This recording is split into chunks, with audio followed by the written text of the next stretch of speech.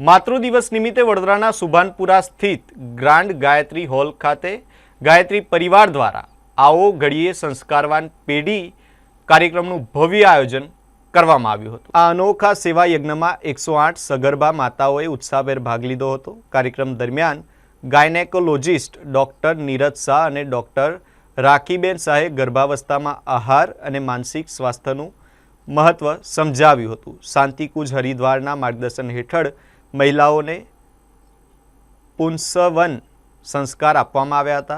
गायत्री परिवारे आगामी पेढ़ी ने शारीरिक रीते स्वस्थ और नैतिक रीते सशक्त बनावानो संकल्प व्यक्त कर्यो हतो।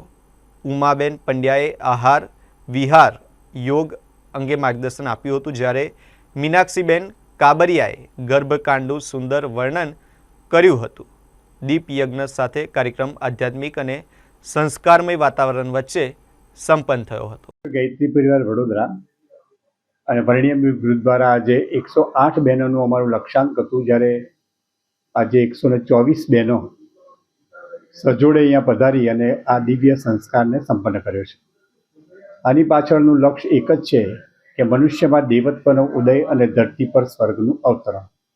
વેદમૂર્તિ તપોનિષ પંડિત શ્રી રામ શર્મા આચાર્યજીએ જ્યારે શાંતિકુંજની સ્થાપના કરી ત્યારથી યુગ નિર્માણ ગાયત્રી પરિવાર દ્વારા આ ગર્ભોત્સવ સંસ્કાર સંપન્ન કરાવવામાં આવે છે।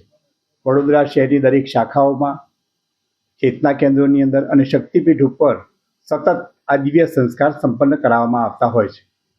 આની પાછળ એક ઉદ્દેશ પણ રહેલો છે કે આવનાર પેઢી, આવો ઘડે સંસ્કારવાન પેઢી ગાયત્રીથી શાંતિકુંજ હરિદ્વારનું જે વિભાગ છે, અમારા 7 ક્રાંતિકારી આંદોલનની અંદર આ એક 8મું ક્રાંતિકારી આંદોલન સ્થાપિત કર્યું છે અને આખા વડોદરા શહેરની અંદર દરેક શાખાઓ પ્રશાખાઓની અંદર આ દિવ્ય સંસ્કારો સંપન્ન કરાવવામાં આવે છે। અને એમાં પણ વિશેષ અમારા માજલપુરની અંદર દેવપુષ્પ હોસ્પિટલની અંદર સ્વયં ડૉક્ટર્સ પોતે આ સંસ્કાર સંપન્ન કરાવતા હોય છે। દર રવિવારે ત્યાં આ સંસ્કાર સંપન્ન કરાવે છે અને એ સંસ્કાર દ્વારા જે ઉત્તમ સંતાનોની પ્રાપ્તિ થઈ છે એનું બાળ સંસ્કાર કેન્દ્ર પણ ત્યાં શાનદાર રીતે ચાલી રહ્યું છે। બસ પાછળનું લક્ષ્ય એક જ છે કે આવનાર યુગ, કળિયુગનું જવું અને નવા યુગનું આવવું, જે સંધિકાળનો સમય છે, આ દિવ્ય સમય, વિશ્વ વંદનીય માતા ભગવતી દેવીની જન્મ શતાબ્દી આખું વર્ષ જ્યારે ગાયત્રી પરિવાર ઉજવી રહ્યો છે, ત્યારે આ અભિયાનને, આ આંદોલનને એક વેગ તીવ્ર ગતિથી આપી રહ્યા છે। એની પાછળનું લક્ષ્ય એક જ છે કે હવે પછી જે બાળકો, જે આત્માઓ, દિવ્ય આત્માઓ જન્મ લેવાના છે, એ સતયુગનું નિર્માણ કરવાના અને સતયુગનું સંચાલન કરવાના। ગાયત્રી પરિવાર દ્વારા આ દરેક વિસ્તારની અંદર આ કાર્ય સંપન્ન થતું હોય છે। જે કોઈ બહેનો ગર્ભવતી હોય, સગર્ભા બહેનો, એ બહેનો આ સંસ્કાર કરાવે એવી અમારી એક વિનંતી, એક અપીલ છે।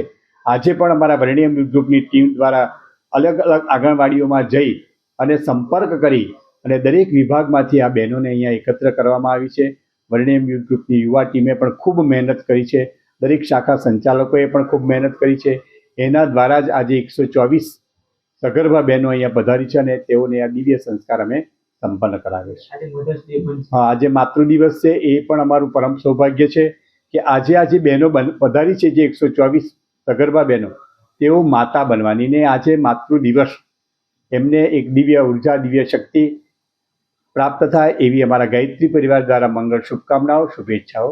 સૌ માતાઓને પણ મંગળ શુભકામનાઓ, શુભેચ્છાઓ, પ્રણામ, જય ગુરુદેવ। અખિલ વિશ્વ ગાયત્રી પરિવાર શાંતિકુંજ દ્વારા આવો ઘડે સંસ્કારવાન પેઢી એક પ્રોજેક્ટ ચલાવવામાં આવે છે। એના અંતર્ગત આજે સુભાનપુરા ખાતે ગ્રાન્ડ ગાયત્રી હોલમાં 108 દંપતીઓનો ગર્ભ સંસ્કારનો આ કાર્યક્રમ છે।